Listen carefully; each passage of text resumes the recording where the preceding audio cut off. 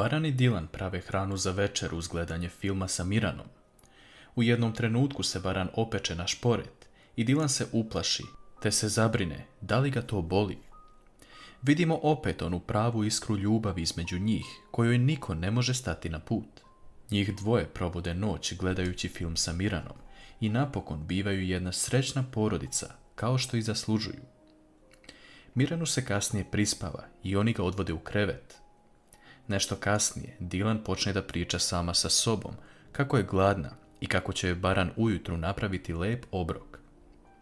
Baran to sve čuje i probudi se, te je odvodi u kuhinju kako bi napravili tost sendvič. S druge strane, Berfin ostaje do kasno uveče sa Ipek i u jednom trenutku se pojavljuje Akif, koji čita Ipek priču pred spavanje. Berfin ga gleda sa zaljubljenim pogledom, ali mora da sluša Hačer i da nema nikakav kontakt sa njim. Ujutru, Baran i Dilan se dogovaraju da danas imaju sastanak u vezi sponzora za školu, a Baran u vezi projekta vezanog za Mardin. To sve čuje Hačer i govori Ismetu, Čejdinom bratu koji je izašao iz zatvora, da se spremi danas jer mora uraditi nešto. Berfin se pojavljuje i govori Hačer da ona više ne želi nikakvu zaštitu od nje, te da je sada sposobna da preuzme sve na sebe. Hačer se hvata za glavu jer misli da će Berfin sve otkriti Akifu. Pre nego što Baran, Dilan i Miran krenu na kratak put, Akif se pojavljuje sa Hačerinim dosijeom iz prošlosti, govoreći da je njen bivši muž Adnan nestao pre 6 godina i da je tu nešto čudno.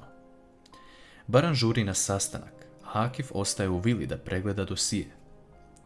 Akif uporedi Adnanov nestanak i Berfinin datum kada je otišla u psihičku ustanovu i vidi da su datumi jako blizu jedan drugom. Da li to znači da je on na tragu ka nečemu? Ismet prati Baranov automobil i čeka da situacija bude čistija. Dilan odlazi na sastanak za sponzorstvo škole, a Baran ostavlja Mirana u dvorištu sa jednom služavkom. Na sastanku su Kudret, Baran i Tarik, i Kudret pita Barana gde je Miran. Baran mu govori da je napolju, igra se. Tarik to brzo prenosi Ismetu koji je već na kapiji.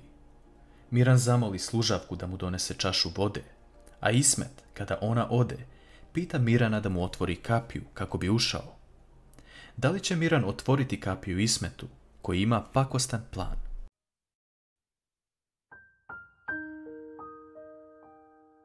Baran se brine za Mirana jer je već dugo na sastanku i odlučuje da izađe da vidi šta je sa njim. Tarik, videvši da Baran izlazi iz kancelarije, javlja Ismetu da sve obustavi jer Baran dolazi. Miran stoji sam na kapiji, a Baran ga pita zašto stoji ovdje sam. Miran se u trenutku setio slike Ismetovog dosijeja, ali on je tu stranu okrenuo i počeo da crta na njoj. On odgovara Baranu da je ovdje bio ružan čovjek i da je otišao. Baran se zapita ko je bio taj čovjek i šta je tražio od Mirana i oni se svi vraćaju kući.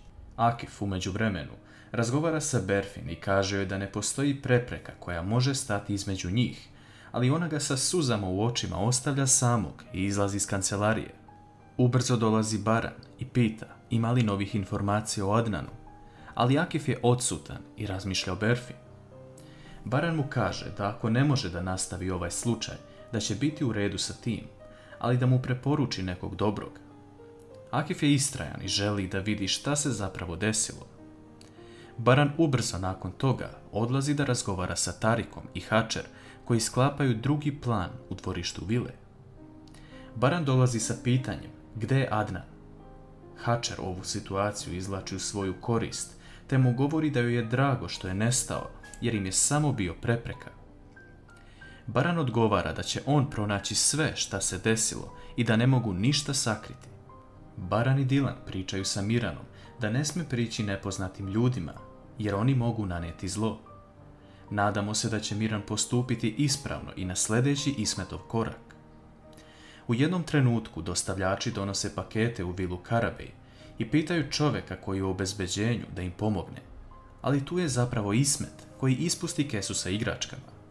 Miran se igra napolju i vidi igračke na podu, a Ismet mu kaže sigurno su tvoje. Baran i Dilan treba da krenu na sastanak i izlazeći napolje vide da nema Mirana koji se do malo pre igrao sa loptom. Ismet je oteo Mirana.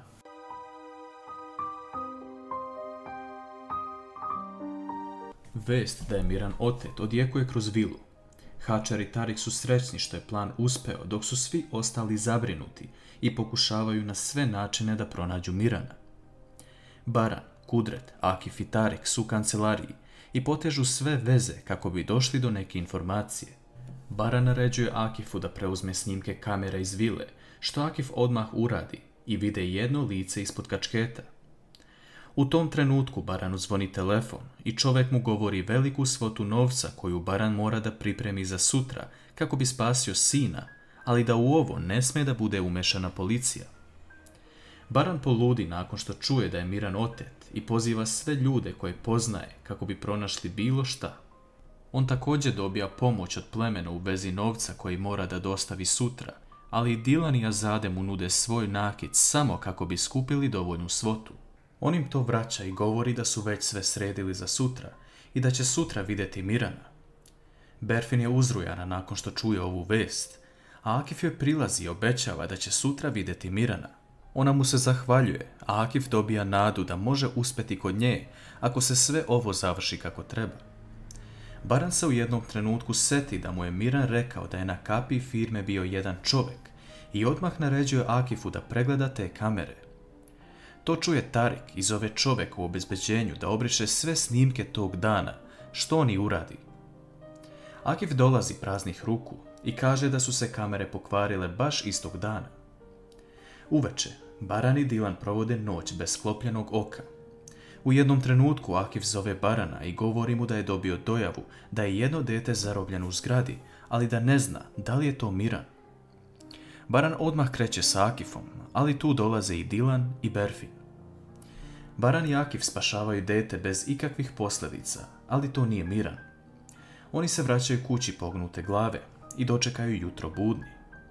Akif prenosi Baranu da je novac spreman i da mogu krenuti, a Baran u tom trenutku dobija lokaciju gdje da dođe. On zaključava Dilanu sobu jer ovo može biti rizično i odlazi.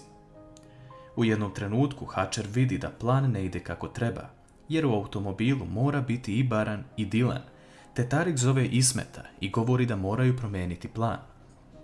Naime, Hačar šalje Dilan lokaciju sa lažnog broja i odlazi u sobu te joj otvara vrata kako bi Dilan sama krenula za Baranom.